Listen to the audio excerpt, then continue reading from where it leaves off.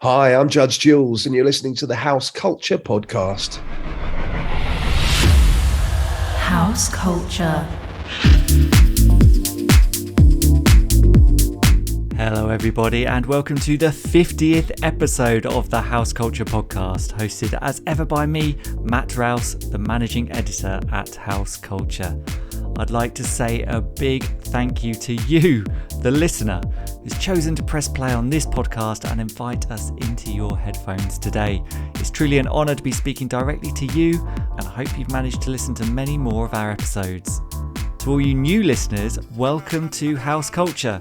We are a collective of house music fans who have come together through their mutual love of the beat to celebrate the spirit of house music. Instagram is where the main room is, so if you haven't already, come and join us and over 100,000 party people from across the world. Also, if it is your first time here, where have you been? This is our 50th episode, so you've got an excellent journey of discovery ahead of you as you dig through our back catalogue of episodes that features such dance music luminaries as Paul Oakenfold, Roger Sanchez, Fatboy Slim, David Morales and Danny Tenaglia. We've also spoken to many others from in and around club culture, so even if you don't recognise their name, I guarantee you they have a fascinating tale to tell.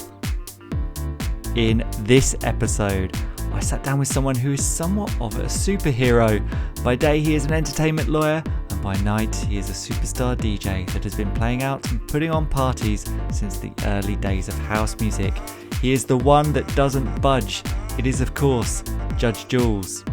In our chat, you'll hear what he learned when he first started spinning records in clubs. You learn so many things about energetic, dancey sort of music when you play your first gigs. You know, people, it's not just people's reaction. It's the sort of spiritual tribal thing about the reaction, but it's also how different records sound on a big sound system. His advice on how to make an impact in the music business. I got into putting on sort of illegal parties when I was about 18, and I did that for probably for about 5 years. Creating a brand for yourself because nobody else is going to give it to you. I think it's a tremendously important lesson within the music business. But putting on illegal parties is very stressful as well. The behind the scenes stories from one of his most iconic residencies. Gatecrasher was the venue it was best remembered for, was one of the best designed clubs I've ever performed in, where you can see everybody from the DJ booth. And the effect that his career in music has had on his life. The greatest gift I've been given is making a full-time career out of music, because so few people get that privilege, especially out of dance music. To have made a living and a decent living out of what is my enduring passion makes me one of the luckiest guys on earth. So, here we go. The judge, he won't budge. Always wanted to say that. This is Judge Jules. House Culture. Hi Jules, thank you so much for taking the time out of your schedule to sit down with us on the House Culture Podcast today. You've been a major player in our scene for a huge amount of time, playing to massive crowds, running events, hosting radio shows, signing and releasing anthems, and all the while managing to hold down a career in law. However, we always want to start at the beginning and understand how you got to where you are today. Can you tell us where you grew up and how you first discovered music? I grew up in Crouch End in North London. My parents bought me records, really, and they were probably like ABBA records, I would imagine, at that sort of age. Anybody who pretends to have immediately got into the more credible side of things is a liar, and I don't intend to lie. I think there's no shame in it. That was my upbringing, really. No way. So what, was music always on in the house and your parents were just kind of like playing a lot of music and into that kind of scene? Actually, my dad only likes classical music. My mum really likes sort of pop music. But I've got lots of family members who are big time into music, are a bit older than me. And I think having an older, not necessarily a sibling, but an older sort of cousin, which I had in my case, was helpful as a ultimately you need to get onto the playing field, don't you? And that got me onto the pitch. Yeah. And so what were you looking for when you started buying music yourself? What kind of stuff were you interested in picking up? I think whatever touches your heart, really. I don't think there was any, in your formative years, you just, you like what you like. I don't think you necessarily sort of intellectualize the reasons for liking it. I think in latter years, as I was in the business of music and as it became a career, one looks into one's own soul and tries to analyze a bit more about what it is that one likes about particular tunes and what makes one go down a particular genre path. But back then it was just, you like what you like, really. Just whatever's on the radio, just the pop music, really. So I mean, how did you first hear about or witness a DJ or anything like that? What were kind of those formative clubbing experiences like for you? There weren't really that many DJs that were my influences. I think it was more a case of being the kid on the block who had the biggest record collection. I was really super passionate about it. Was, on what would then be, what now would be called speed dial, with the people in my nearest record shop in Crouch End in North London. And that sort of started from quite a young age, from probably when I was about 10.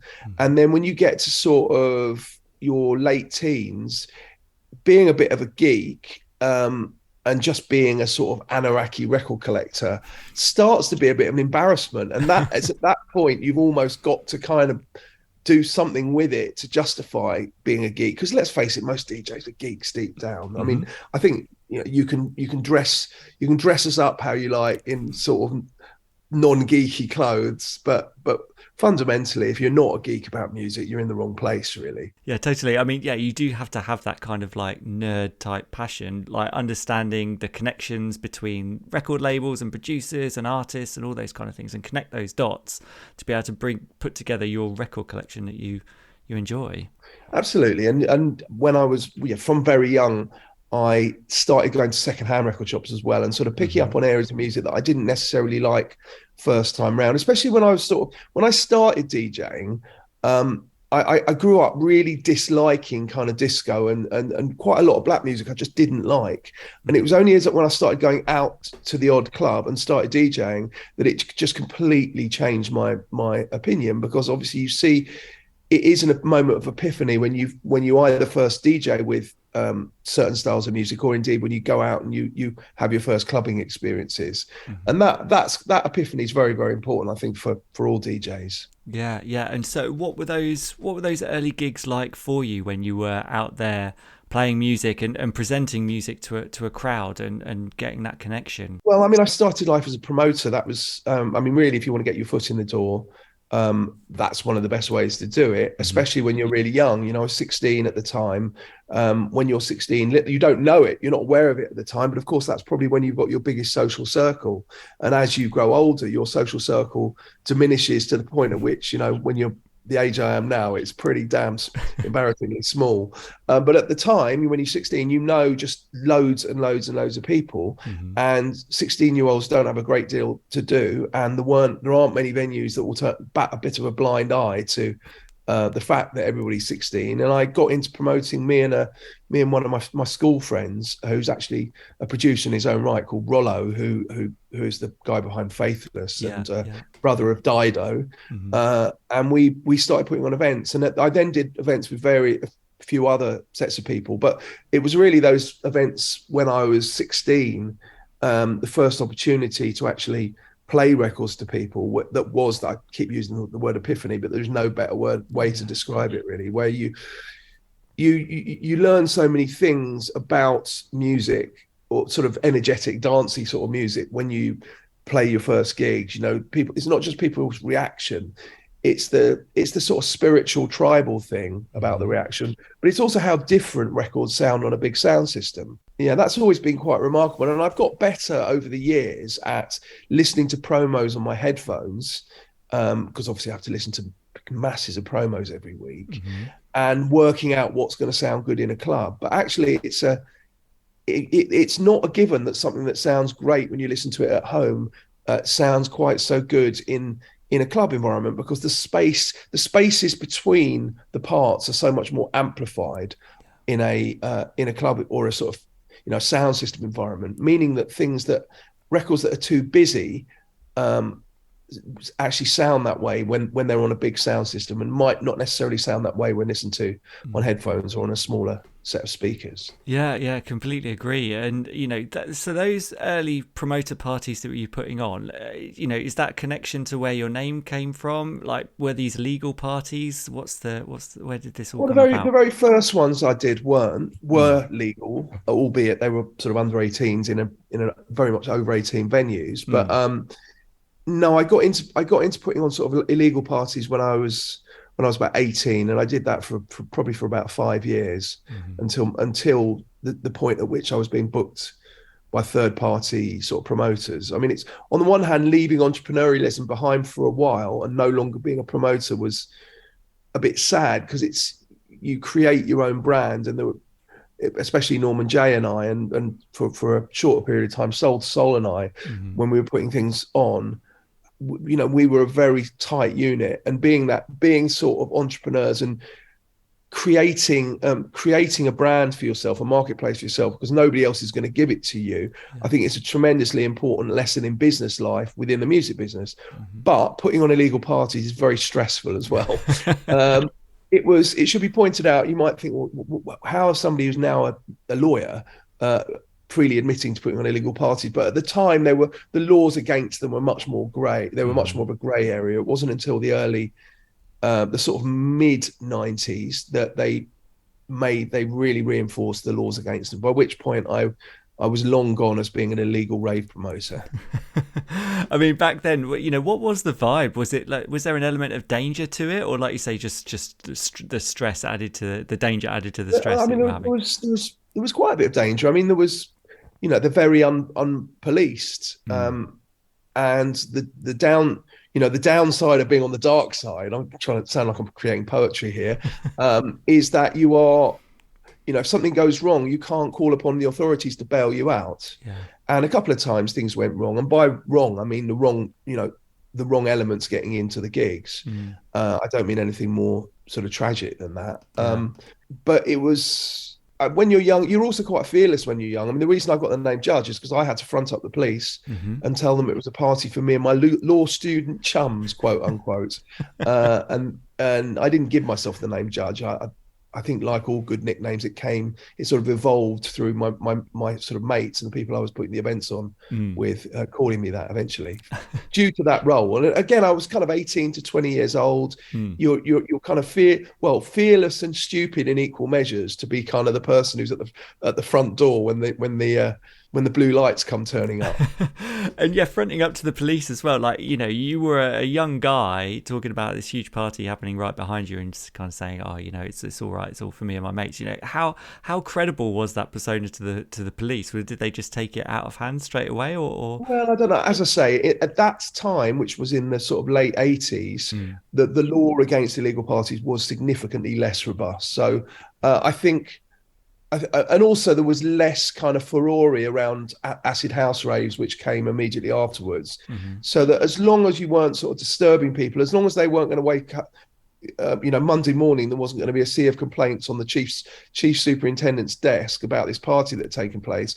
All they wanted to do actually was probably be reassured. A, in the middle of the night on a Saturday night, the police are probably fairly short-staffed, and B, they wanted to know that it was a kind of safe sort of middle-class kids event. And actually, they weren't that at all. It's just I was a middle-class kid who was kind of speaking to them.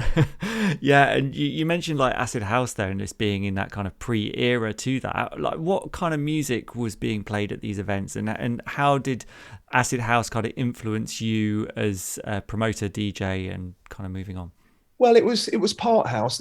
It was at the beginning of the house era. Obviously, house, unbeknown to some, house did actually start. There is a start point for house before which it didn't exist, and that start point was probably in about 1985, and these parties were taking place in the late 80s. So there weren't really enough house records for it to be an entire dose of house. It was a bit of old school hip hop, a bit of rare groove, and a bit of house, really. Cool. And how did you get discovered by KISS? It's the illegal pirate station in London, set up by Gordon Mack, who we've also spoken to on this podcast, and he kind of gave us all the background about it all being set up and everything. How did you get into that orbit and start playing for that station? I was, well, one of my longest standing DJ cohort in promoting illegal events was Norman Jay. Hmm. Norman Jay was a very significant player, a very significant DJ on Kiss FM, the Pirates. Hmm. Um, had a very key show, was extremely influential in terms of the musical output as well. And I feel like I was his little brother, really, metaphorically, but he really took me under his wing, and he got me on Kiss, the pirate station, which was only on at weekends. Some of the pirates at the time were tried to broadcast at 24/7, but it wasn't practicable because you just got taken down so often. Whereas if you just wanted to broadcast at a weekend, the chance of being kind of having your equipment taken away from the tower block roof that you were broadcasting from were much more slender, and therefore but they launched on an additional day. They launched on a Friday, whereas they'd been on a Saturday and a Sunday before, which necessitated bringing on a bunch of DJs who were doing stuff in the club land at the time. And I was lucky enough to be one of those. Yeah, yeah, and you mentioned like a tower block or whatever. What did it involve to actually the logistics of like DJing on an illegal station? Were you having to, hide records as you're walking into places, into the tower block, and how you're getting up to the studio and stuff? Like, just take us through the behind the scenes of getting involved with that. Well, I mean, I was never involved in the infrastructure of actually running the station, but all I really knew was that on Tower Block A there was a transmitter, and Tower Block B, which could actually be quite a long distance away from Tower Block A, was the studio, and there was some sort of kind of radio wave link between the two. So, in theory, they would never find the station, the studio. They certainly didn't during my tenure there. And yes, you had to be a bit cloak and dagger. Well, have your wits about you, because they were never in the nicest areas, that's for sure, where the studios were. But also not make it very obvious what was going on. Mm-hmm. And how did that kind of give you the launch pad for your DJ career, like during that period? Like, how did that push you forward? Well, I think it was a combination of factors. I mean, Kiss, the then pirate station, was very credible. It was the only pirate station. I mean, if you listen to pirates now, I love listening to pirate radio, but they do tend to be in a very narrow range of genres in London. Anyway, in London, they're either house or drum and bass or reggae, just about every pirate station. Yeah. Whereas Kiss, the then pirate, was very broad in its musical output and was more about reflecting what was going on in the burgeoning club scene of London, which was a very, very strong and creative place. And so that was a huge calling card. But I also I was lucky enough to get a residency in the late 80s at one of the key acid house clubs, by which point I was only playing house because there was enough house to play, which is called Club MFI, which was at Legends in Old Burlington Street. That lasted for 3 or 4 years. So having and that got me booked for a lot of the so-called sort of orbital M25 based acid house parties. So it was kind of a combination of both of those things, really. The if you like, the shop window for somebody who's got a personality, because one of the great things about radio, if you're capable of doing it, is that you are showing a different dimension to yourself. You're well, nice or nasty, you're demonstrating who you are beyond just playing music. And then I had this incredibly significant DJ residency, which really opens a lot of doors. And I was lucky. I was doing one of my own events, and the promoter, one of London's leading promoters, I just happened to play his 5 favorite records in a row, and bang, I was booked. And it was just one of those really lucky moments. I think that everybody who succeeds in any sphere of the arts needs a bit of luck, and that was certainly one of those key moments. Yeah. And so you mentioned the kind of orbital M25 kind of, was it purely like a London scene at that stage? Was it creeping out into the UK? Were you getting booked much outside of the capital? I think in the late 80s, when I was doing the acid house raves, for me it was a London scene. There was a kind of parallel scene going on in the Northwest. In Blackburn, largely because I was told about it by, subsequently told about it by DJ friends from that part of the world.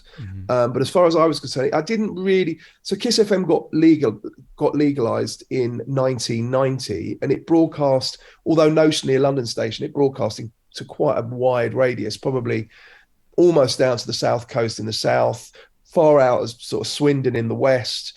and sort of Oxford stroke Milton Keynes. So it's quite a big catchment area. Mm-hmm. And that alone got me booked for a lot of clubs, if you like, around the radius of London as well, clubs and events. Yeah. And it was almost like, I don't know if the same story applies to other DJs, but in my case, it was a case of kind of concentric rings. You get big in Swindon and then somebody in Bristol hears you. And for me, the Southwest was always quite strong. I mean, I don't know whether it's because my uncle's Rick Stein and my so I've always had a strong connection with Cornwall, No way. and my brother worked there, so I really pushed it. I really wanted to be in Cornwall, Devon, Bristol, because that's kind of where a lot of my family are, and I'm from London, but that's where a lot of my other family members come from. So you want to kind of go where your family is, and then it just kind of grew in sort of these concentric rings to the point at which eventually it was kind of all of the UK. And when it you start, you add into the equation making records as well. And I think it's when it got to be all of the UK, which is like the kind of the mid 90s, and I was, pulling good numbers pretty much everywhere. That's obviously when Radio 1 started to be interested, because you need to be somebody who's got national resonance and not just somebody who's sort of London thing. Yeah, absolutely. And, it's going to be my next question in terms of getting that call. Was it in 97 from Radio 1 that you Correct, started? Yeah. And, what was it like getting that call? And how did you feel about moving from KISS to the BBC? What was the dynamic there for you? I mean, I would be lying if I said that being on Radio 1 had been a lifelong ambition, because when I was younger, so by the time I got that call, I was already about 30. Which is actually older. The sort of average median age on Radio 1 with its presenters has gone down a bit, but that's how old I was when I joined Radio 1. But in my late teens and early 20s, Radio 1 just wasn't on the radar, pardon the pun, because it didn't really it had sort of one weekly dance music show, and it wasn't really playing, and that one show wasn't really reflective of where I was coming from at all. So it was only when they started recruiting more scenesters from who are closer to where I was from, like Danny Rampling, for example, that it became a realistic and a sensible ambition, something that actually I felt there was synergy between it and me, and by that point, by 97, it was very much the case. And it was by that point I was really, really, super chuffed, because I've got a huge respect for Radio 1. It's unique in its position probably in the world in terms of treating the breaking of new music as being a sort of a positive and not a liability, whereas so much of radio, unfortunately, is very safe. Yeah, you're so right. Yeah.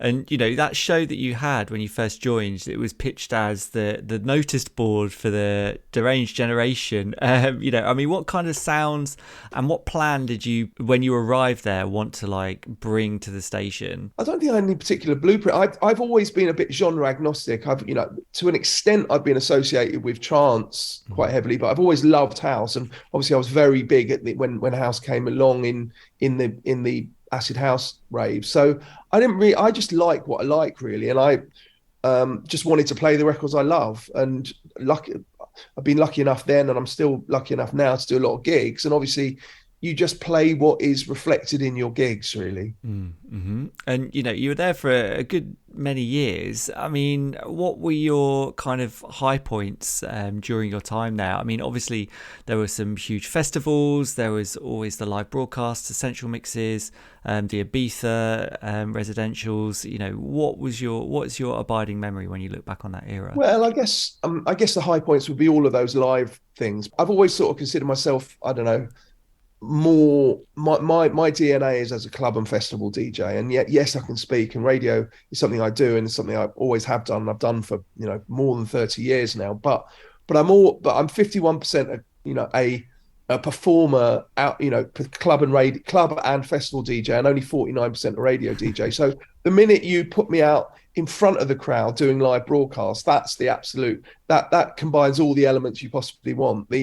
The huge audience potential of radio, but just the whites of their eyes element of playing to a crowd.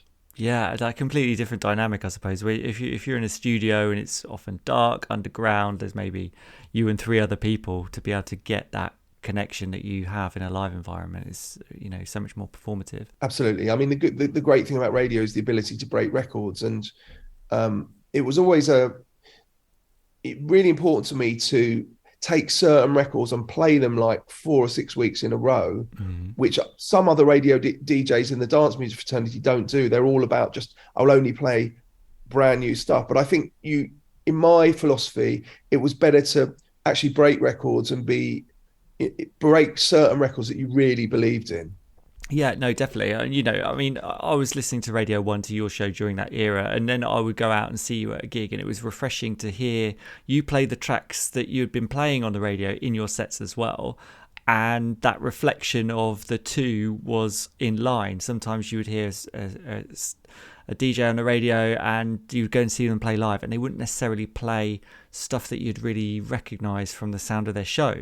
Yeah, and I mean that was my philosophy, and it seemed to work, and it broke a lot of records. I was on Radio 1 for 15 years, and there's a number of records that have gone on to be very big dance records. Some of which I signed in A&R capacity. I mean, we don't need to touch upon A&R too much because, but around that time, probably after about 5 years of being on Radio 1, I stopped doing the A&R thing for a while and focused more on making records as opposed to sort of signing records to other people, because obviously as a Radio 1 presenter you can kind of break things a different way, but that breaking records is something that I think is so important. I think it's a really important.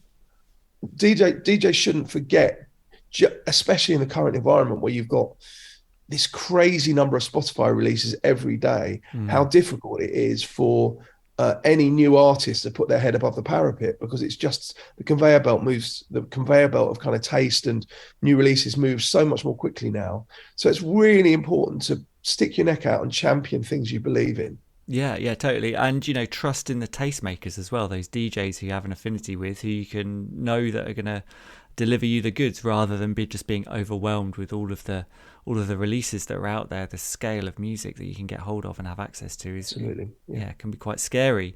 I mean, and obviously during this era when you're on Radio 1 as well, you were holding down your residency at the iconic Sheffield club Gatecrasher. I certainly went many times, experienced the whole energy of that place. I mean, can you tell us about that club, the music you played there, and what kind of characters would frequent the place? I think the Gatecrasher. I mean, the three clubs that I feel had the biggest contributing factor to my career would be Club MFI, the thing I described in the Acid House era, Judgement Sundays in Ibiza, and Gatecrasher. And Gatecrasher was, I don't know, the venue, it went through a couple of venues, but the venue it was best remembered for was one of the best designed clubs I've ever performed in, where you can see, despite being a pretty vast club, you can see everybody from the DJ booth. It was on a kind of tiered level. It had its own sound. It had a crowd that was incredibly loyal. It had the so-called sort of Crasher Kid thing sort of emerged, that kind of what in America got termed rather tactfully candy ravers, but it was called Crasher Kids in the UK. And on the one hand, I was a little bit hesitant about that aspect of it, because I just felt, I think individuality is what, music and loving new music go hand in hand. But at the same time, it was an incredibly unique experience.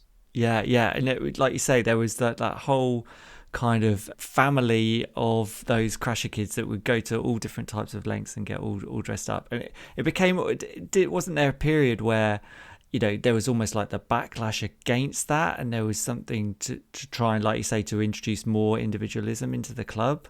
Yes, although I said that and some people didn't like it. Some people difficult, isn't it? Because on the one hand you are you're a leading DJ and you're a tastemaker in terms of music, but preaching to other people how they should dress will go down very badly with certain people. Yeah, I suppose. And I mean, it was, like you said, from that DJ booth and the way the place was designed, you could see a lot, you could see everything. What stands out for you as like a great gig there, or being in the booth and witnessing something, when you think about that those days? Well, I think everybody in the club singing happy birthday to me one night when we stopped the music and they were doing it, and I'm not, since it's really probably since turning 21, I've not been a big birthday celebrator, because I just think, you're not Peter Pan in DJ land. The older you get, the more you're sort of out of kilter with the median age of your peers. So I certainly hadn't told anybody it was my birthday, but the whole club actually simultaneously burst into song, which was nice. No way, that's incredible. It must have been a heartwarming moment. Yeah, I mean, it was, particularly poignant times, really. And during that time as well, just a little bit further on, there was obviously your involvement with the Kevin and Perry Go Large movie. You co-wrote some of the tracks that were featured in that film, and obviously it was filmed predominantly on Ibiza. You mentioned Judgement Sundays in Ibiza as well. Like, can you tell us about the background of setting that up, and why it was so successful and the kind of music you were playing there? Yeah, well, starting with Kevin and Perry was actually filmed in '99 and it was released in 2000s. And Judgment started in 2000 and probably went continued weekly till about 2015. I just, I mean, Kevin and Perry, there's not much to say about really, other than it's almost like its legacy now is the most remarkable thing, and the fact that there've been lots of films about clubbing culture and lots of films about dance music, but actually not many of them been very good. I would say it's all gone Pete Tong, Human Traffic, and Kevin Perry are the only good ones that I could name, despite there having been, I mean, almost hundreds. But Kevin and Perry's, the way it transcends generations, I've got my two kids have got into Kevin and Perry without even knowing that I had anything to do with it, and sort of came to me saying, "Wow, have you seen this film about Ibiza?" Yeah, I don't know how much more one can say about that, because it's silly, yet it reflects the club scenes in Kevin and Perry are almost the best and most accurate nightclub scenes of any of those movies, let alone all the rest. And in terms of setting up Judgement Sundays, I'd been playing for a lot of other I've been going to Ibiza every week to DJ for a long time throughout the 90s, but kind of doing various things on rotation, doing Cream, doing Manumission, doing Miss Moneypenny's, doing things at Pasha. And Eden came along as this venue that had basically reinvented itself from a previous incarnation under a different name, new owners, people that I knew very well, and they invited me to take a chance on it. And I sort of stepped back into promoting. For the first time, it had basically been the best part of 20 years or sort of 18 years since I promoted something before. And I did, but it worked amazingly well because I'd never been snooty about San Antonio, and there's an awful lot of inverted snobbery about San Antonio amongst the Ibiza faithful, because the reality is, without San Antonio, Ibiza probably wouldn't prosper, because it's people's first taste of the islands, and it was hugely successful. I mean, but we tried to make it fun. We had a lot of elements, a lot of fun elements, kind of stilt walkers, kind of people dressed as clowns, which actually frightened a lot of. But it was all about it was supposed to be 50% fun and 50% about music. Yeah, and I mean, during that time there, obviously you said it was 15 years. Like, how did Ibiza change during that era, like for the positive or for the negative? Well, Ibiza has become a much less, the notion of the pool party, of daytime clubbing, didn't exist when we started, and that's probably the most significant change, and kind of VIP culture. And it would be very easy for me to sort of prattle on about not liking VIP culture, because I feel it tends to detract from the music, which is why people should be there. But it is what it is. What's the point in me being negative? It is what it is. I think Armand van Helden made this great record about 6 months ago called The Promoter, which really I couldn't sum up my feelings about VIP and bottle service better, which is I would, rather than me talking about it, go away and listen to Armand van Helden's The Promoter, listen to the lyrics. That's how I feel about VIP culture. Fine, I'll definitely check it out. And in terms of being that promoter and seeing like the DJ side of the coin as well, having stepped away from promotion and then come back into promotion for things like Judgement Sundays, like what gives you the most kind of pleasure? Is it, is it a different form of happiness that you draw from each of one, or is there, I think, you would like 51% promoter, 49% DJs. Is that the pleasure principle? Yeah, I mean, I was promoting it with a couple of sort of business partners who were doing a lot of the spade work. So I wouldn't want to go kind of basking myself in glory. They worked really hard. Both of whom were based in Ibiza, who lived there, who knew. Because I think the worst thing is to be somebody who just goes in, kind of barks orders, collects some money, and sort of disappears back into the night. I speak fluent Spanish. I've got a house in Ibiza. I feel very much part of Spanish culture, and I think. And I genuinely felt we were sort of being part of the island rather than just coming and taking. Yeah. And, what's your feelings on obviously like the VIP culture and things like that? Do you think things have changed kind of post-pandemic? Do you think there's going to be a backlash towards that? Or, how do you see the island kind of manifesting itself in the next few years? I think we need to wait and see. Obviously, Ibiza was closed as a sort of clubbing destination for all of 2020 and pretty much all of 2021. So it's only had one season to come back. Unfortunately, I think the sort of hoisting your phone in the air and taking pictures and waiting for that, I don't know, the waiter or waitress to come with that bottle of spirits, overpriced bottle of spirits with a firework sticking out the top of it, is probably here to stay. I just, for me, I've just always been into, for my sins, it would probably be better actually if I went into a club environment and just focused on a bottle of Grey Goose and not tried to be the DJ sort of vicariously when I'm, because it's really hard to. I was out at an event a couple of days ago. It was a record company event, and I just couldn't help myself but sort of judge every record the DJ was playing.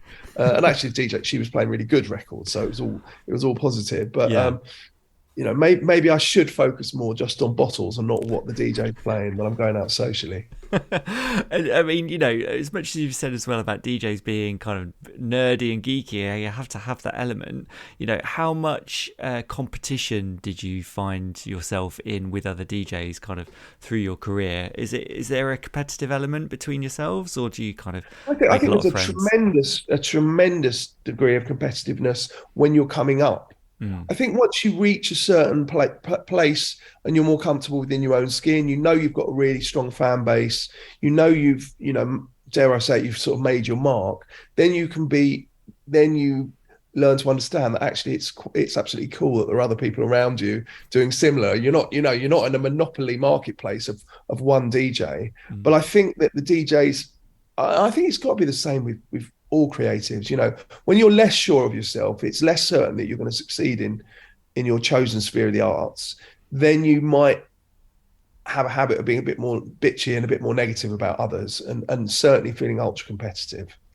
Yeah, I suppose you have to look to some elsewhere within your sphere of influence to kind of benchmark yourself against other people to see how well you're doing. Yeah, I mean there are actually, there's not that many ways to benchmark yourself. It's where you appear on flyers at clubs and festivals. It's what fees you're earning, what your Spotify streaming numbers are, who you're managed by. There's only a limited number of touch points to kind of assess how you're performing compared to your peers, which I should stress I haven't done for years because I'm quite comfortable in what I do. And the biggest shock for me is I'm still as busy as I am DJing now, sort of God knows how many years after I started. But I certainly think when you're younger and you're going through the earlier stages of your career, you're looking at all those kind of those metrics and hoping that you're sort of doing better in all of those than your peers. Yeah. And having done this for so long and been a stalwart of the scene, has that passion ever kind of waned for you? Have you ever had any moments where you kind of like, I'm done with this, I'm just going to hang up my headphones and not play anymore? Is it never ever? No, I really love DJing. I love playing to a crowd.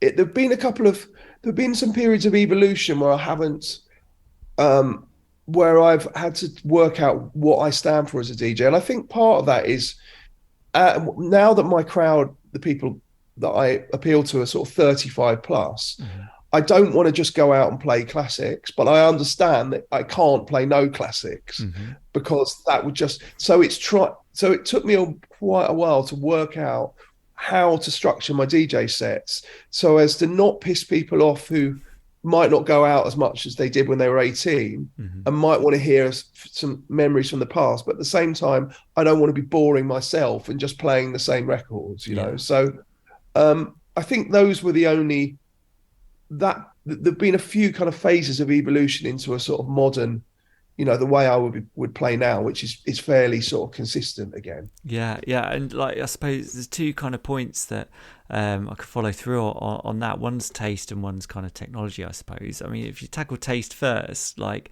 have you found yourself playing tracks that are considered kind of classics, but you wouldn't necessarily have lent yourself towards, like, back then, and over the years you've grown to love them and think actually I'm going to play this, I love this track now? It's like it's always been there. Do you find yourself in those situations? One or two, but mainly what I like, you know, of the historic stuff, what I like then I like now. There are a few I might play the odds ironic records that's really popular, that I might have considered cheesy then, but as long as you play it in the right context now, but no, not that would be the exception. Cool. And you know, and to say technology as well, obviously you've seen it go from, you know, the purely vinyl analog days into, you know, the purely kind of digital age that we have these days. Where do you stand on that vinyl versus digital debate? You know, what do you prefer? Obviously it's much easier to get to and from gigs and transport all your tunes and stuff. You know, what are the benefits and negatives between the two for you? Well, as soon as one was able to play digitally, I ditched vinyl right away because I've had 2 operations on my shoulder. I've got a really bad back, and I just found I like, if you're into quick mixing, actually working off digital files is a much more user friendly way of operating. Whereas vinyl is, you've got to go back to the beginning. You can't find a point in it. So I embraced digital very early, but I've never been a laptop DJ. I play off Pioneers. I use memory sticks and I mix. It's just using different hardware to achieve the same result. I have no interest in using any form of sort of laptop based software that does the mixing for you. That's not me. I mean, each to their own really, but that's not me. Yeah, no, it's good to keep that element of things that are circular in front of you rather than a screen, I think, you know, and you can keep your eyes on the crowd and get that interaction. Yeah, I think it's the eyes being on the crowd is the reason why I don't like, again, I don't want to be critical because I've got lots of mates who use laptops, but it's not for me. For me, using a laptop, it puts your eye line in the wrong direction. And of course, you still need to be looking down to choose your next track. So it's not as if you're fully, you know, in a kind of a game of kind of making eye contact with the crowd all the time. But I think with laptops, there's a bit less eye contact with the crowd. Yeah. And, you know, I want to move on to your kind of career outside of, you know, DJing and promoting. I mean, you're kind of like, you know, a comic book superhero. You know, by night you're Judge Jules behind the decks, but by day you're Jules O'Riordan, a music lawyer. You know, can you take us through kind of what it is you do in a professional capacity and how the two are kind of interlinked? I mean, I suppose the first thing to say is that the reason I became a lawyer, I've been doing it for 10 years. Obviously, I've been a DJ for more than 30 years. I've been a lawyer for 10. And the reason I did it in the first place was because I had no means of knowing what DJing what the future would hold for me as a DJ, because there were only a handful of DJs who are older than me to look at. Most DJs are younger, and most DJs' careers have waned. Unbeknown to me, my career hasn't waned, thank God. But so about 15 years ago, I was already thinking those thoughts, and I was thinking, you know, what can I do to stay in the game using the skills I've got, because I'd already got a law degree. Unbeknown to me, my law degree was out of date by that point. So I had to redo my law degree. Then I had to do professional qualifications. And then I had to go and do a training at a law firm for about 5 years during the day. Fast forward to now, I'm a partner in a firm in somewhere called Taleyard. Taleyard's the biggest industrial estate of music related businesses probably in the world, actually. Some really stellar names, and I'm a partner in the only law firm that's in there. What does my practice entail? I mean, 70% of what I do is electronic music artists. I look after, really some very household name electronic artists. I don't like to sort of drop their names in because it's sort of inappropriate to do so. Now I've got my lawyer hat, temporarily got my lawyer hat on. But it's basically fighting the good fight, really. It's negotiating contracts, getting them the best possible deals. Because I've had such a broad background in the music business. The only thing I'd never been really of any significance, because I've been a manager, I've been a record company exec. I'd never been a music publisher. So that was the one, although I've got a music publishing deal. So that was the one thing that I had to learn about from non sort of coalface experience. But, take that, add legal skills, add, dare I say it, the skills of having been an illegal rave promoter and a bit of a hustler, because being a bit of a hustler is a very important attribute for being a music lawyer. I wouldn't necessarily say you have to be a hustler to be every type of lawyer, but definitely doing what I do, you do. And really fighting it hard, because you can see, I've seen the best and worst in all circumstances. The mantra of being a lawyer, any form of commercial lawyer, but certainly in the music industry, is, hope for the best, but prepare for the worst. And I'm all about preparing for the worst because I've experienced some of the worst things. And the good news is that for every deal I do, probably only, 1 in 30, 1 in 40, 1 in 50 even turns to acrimony and angst. But part of the reason it's a relatively low proportion is because I've done the right job in the first place to protect my clients. So I believe in it very wholeheartedly. I get the irony, and there's been a real synergy actually with DJing. If you put on a business card DJ and lawyer, people will think, hey, you're a complete joker, you're on drugs or something. And actually the two don't appear to be very closely aligned. But of course, what I do is music law, and it's actually really benefited my DJ career, just making me, because suddenly psychologically, to be a successful artist, you metaphorically, you're constantly looking in the mirror and constantly focusing on yourself. Whereas as a lawyer, you've got this view from the mountaintop about loads of people's careers. You get your party to, the deepest trade secrets, also, confidential considerations of countless different people. And I was able to sort of bring my own experience into that and help them. But actually what I witnessed in other careers has really benefited mine. I not long after I became a lawyer, I changed my long-standing manager, for example, because I just decided that he wasn't doing as good a job as some of the other managers that I was encountering. And that change of management was a metamorphosis for my DJ career. And there's been various other things. So the two really do tie together. And I think fundamentally, the thing it does best for me, this combination of jobs, is I believe I fight harder for my clients than any lawyer ever would, because I just take it very personally, because I've experienced it all myself. Yeah, it's the best kind of way. Like you say, it was, if you've got clients that believe in you as a person as well, and know that you're personally taking on this fight, there's going to be a lot more happy clients out there. I mean, how do you balance the two? Because I'd assume that you're doing Monday to Friday, and then you're like gigging at the weekend. Is that kind of how your schedule falls down? Yeah, I mean, I work a couple of days a week from my house, actually, in Spain. That's my bit of working from home. That's lawyer work. It's my more mature take on the Balearics. It's actually in Mallorca, which is like the Balearics for slightly more senior people like me. And yeah, I mean, I work from the office probably 3 days a week in Taleyard. The legal aspects of what I do takes more time, because it's very 24/7. I think the best managers are operate on a 24/7 basis. Their nearest and dearest might not be happy that they are constantly on call, but that's just the reality of doing what I do as a lawyer properly, and it's the reality of management. And there's a lot of common ground between management and being a music lawyer. Yeah. And, have there been any moments where the two worlds have really kind of collided, really clashed? I'd imagine that, have there been any moments where people have walked in, they've seen your name on a card or something, and then they're like, oh no, it's Judge Jules? Well, do you know what? I had a couple of anecdotes. I had a client, I had a call today, in fact, with a kid who's doing really, really well, making really great records. I really want to represent him because I love his music.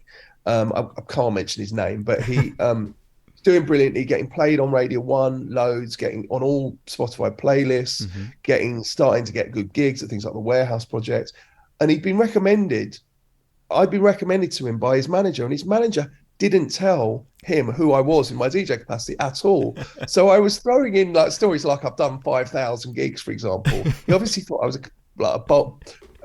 liar. And it was only when it was a half-hour call, we got about 20 minutes in, when he said, well, what's your DJ name? And he was like, it was a funny one when he discovered, mildly. But then I had another one. I suppose I can probably mention this. I don't like to mention too many names because that's not what lawyers do. But basically, I represent Toolroom Records, and I also represent Dave Spoon, who's a very credible artist.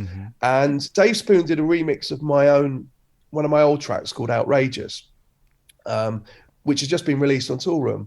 So I found myself negotiating on behalf of myself and my client with Toolroom on the other side. They were fine about it. We talked about it and it was okay because I won't bore you. It wasn't conflict, but it just showed you what an incestuous world one lives in when you're kind of doing that. And then I did throughout the summer I probably did 40 or 50 festivals in the summer.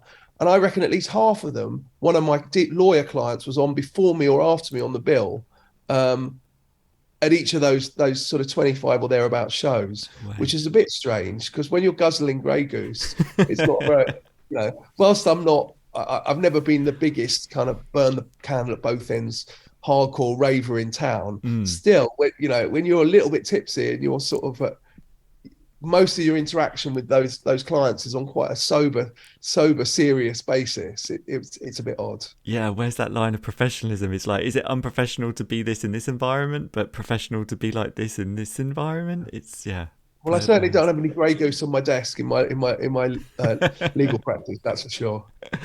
Excellent, cool. Well, we've been talking for nearly an hour now, which is great. And we'll move on to the perfect playlist, the choices that you've submitted for our perfect playlist on Spotify. And it's a playlist that every single guest who is featured on this podcast has submitted 5 different tracks to, based on 5 different themes. And I'll tell you, actually, you're going to be our 50th episode, which is going to get released in January. So congratulations. Thank you. It's great to celebrate with you. Without the candles. Indeed. So you can find this playlist on Spotify. It's over like 24 hours long. It's absolutely massive. And there's all kinds of different tunes in there, left field choices, weird things, great things, anthematic things, it's all good. And you've been fantastic and submitted your choices to me beforehand, which is always helpful. And I'll just talk through what the theme was and what you've chosen for each one. If you could just tell us why that came top of mind when this theme came into your inbox, and just give us a bit of background on your connection with that track, that'd be great. Sure. We always start with a catalyst, a one track that got you kind of into dance music, electronic music, house music, and you've chosen the Night Writers, Let the Music Use You. I just think it's got the most marvelous vocal, and house music came along. When house came along, there weren't many good vocal records. It seems almost incredible to say it now when you can go on Spotify and there's just one house vocal, fairly well-written house song after another. But when house first appeared in the late 80s, there were some really good groove records, but there was nothing with a decent vocal. And and even more so, nothing with a truly spiritual, almost gospel-like vocal. Mm-hmm. And this was the first great vocal house record. I mean, they've just created this app where you can basically take records that don't exist in a cappella form and strum them into their individual stems. And I'm probably giving the game away here. I've just got to do something with this vocal. So for all my entire life, I've wished there was an a cappella of it because it's such a brilliant, meaningful vocal. It's not even a whole song. It's more of a ramble, but it's just so spiritual and meaningful. Yeah, it's fantastic, and it's got that escalation through the track as well, which is it's making my hair stand up just talking about it. It's great. Okay, so second choice is the floor filler. What is a floor filler for you? And you've chosen 7 Days and 1 Week by BBE. I mean, there's a lot of different definitions of a floor filler. For me, I mean, it's a floor filler for me because I've been doing it a long time and I've got certain key memories. I remember playing this, but there were only very few records that you can specifically remember playing, like 25 years ago. Mm-hmm. And this is one of them. I remember playing at Cream at Amnesia, and it's got these huge stabs. And of course, Amnesia's got those famous cannons of CO2. And hearing the stabs and the cannons going. And you mentioned how my previous choice was a real builder. I just think this builds incredibly. And it's also a track that sort of sits outside of being genre specific. It's kind of trance. It's that kind of German sound from the mid 90s that came out of clubs like Tresor and Awerks in Berlin, the latter of which I played a few times in the mid 90s. Mm-hmm. Impossible to categorize, and just energy aplenty. Yeah, absolute energy. I'd love to hear about you playing in that German club. Well, it was the Berlin Wall came down in about 1990, I think, and various clubs sort of were, if you like, symbolic of the reunification of Berlin.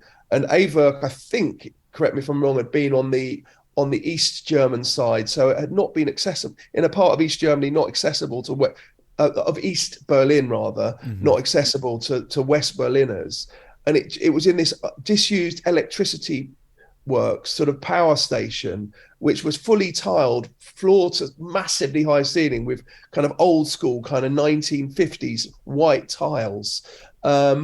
And it was one of the formative Berlin clubs that I was lucky enough to play in a few times. It sounds incredible.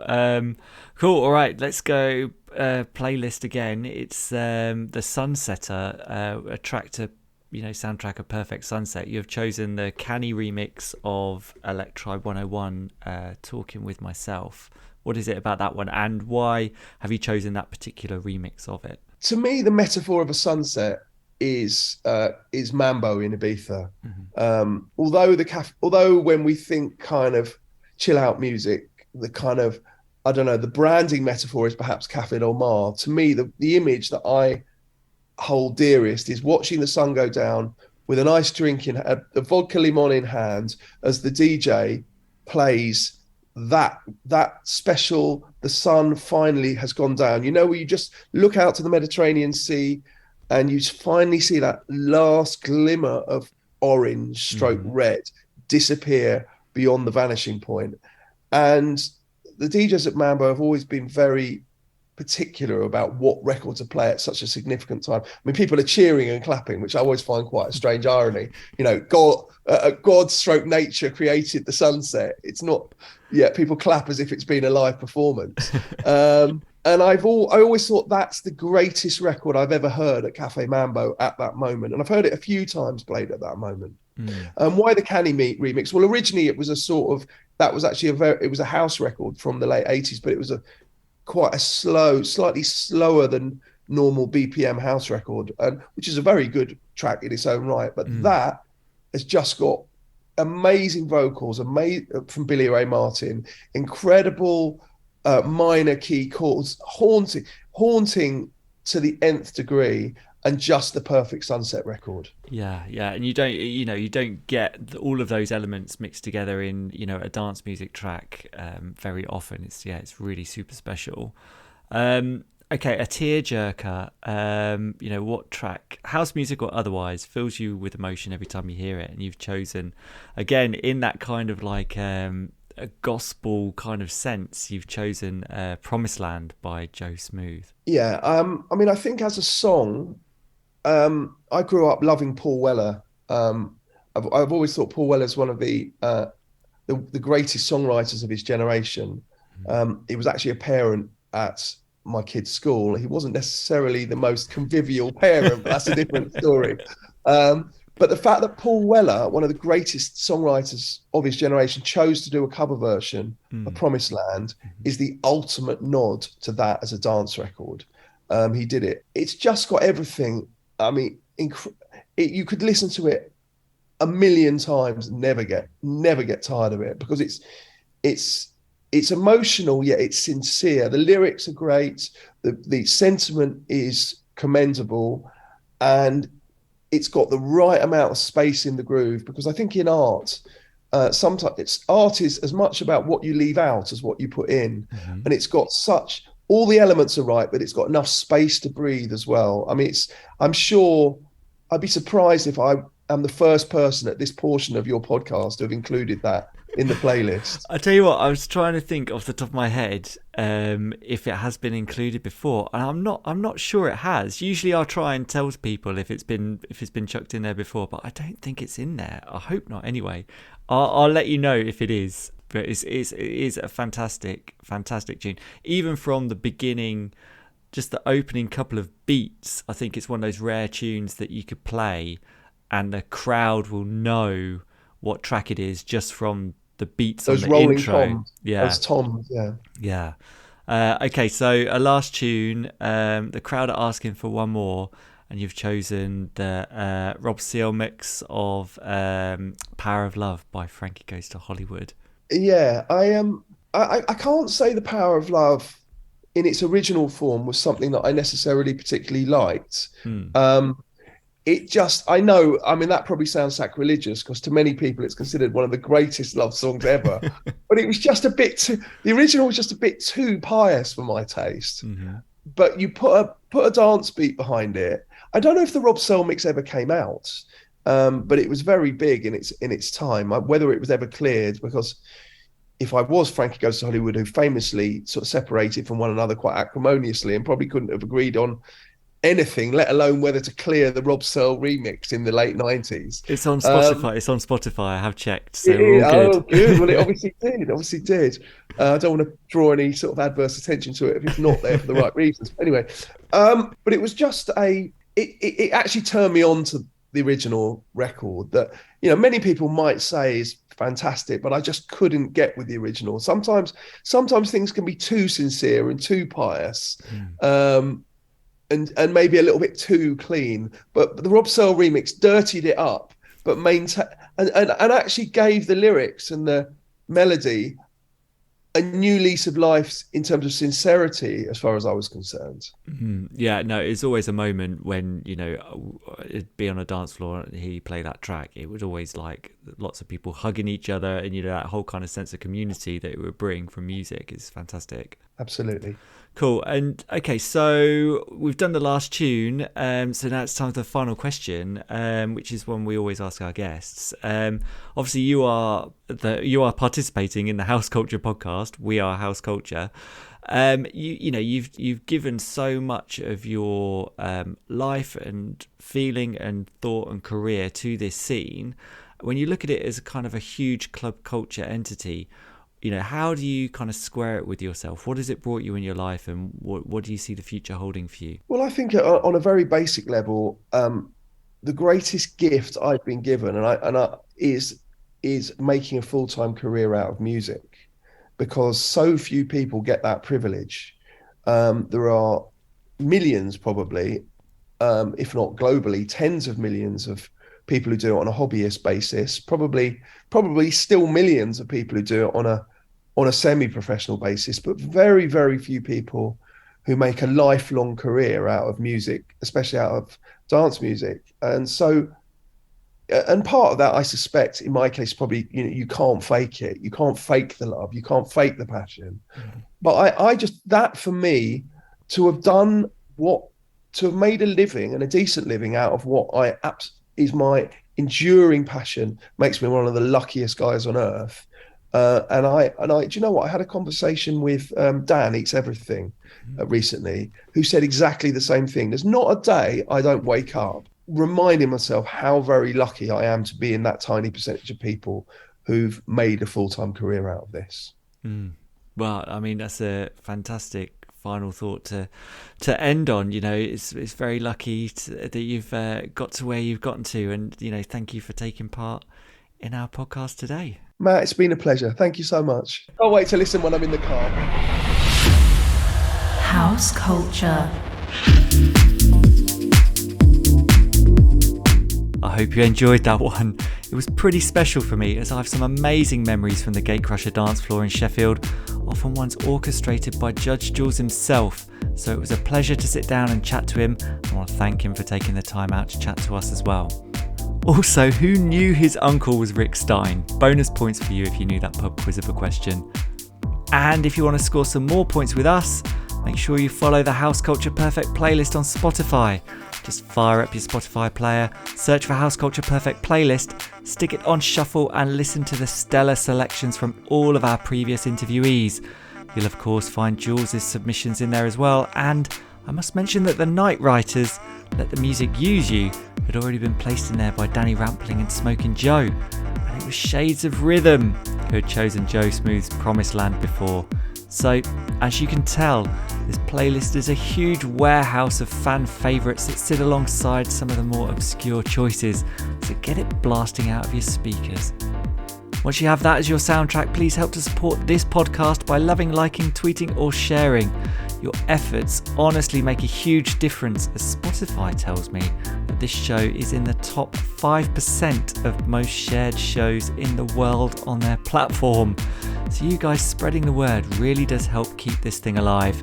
You can also get in touch with us by using our Instagram page at houseculturenet, and if you have something nice to say, we'll definitely give you a shout out on a future episode. This time around, I have to say a big hello to Paul Linney, who's a previous guest of this show, and he got in touch to tell us that when he heard what Jody Harsh had to say about DJs that plan their sets in our last episode, he nearly crashed his van. So if you want to hear what might cause such vehicular mayhem, make sure to give that episode a listen.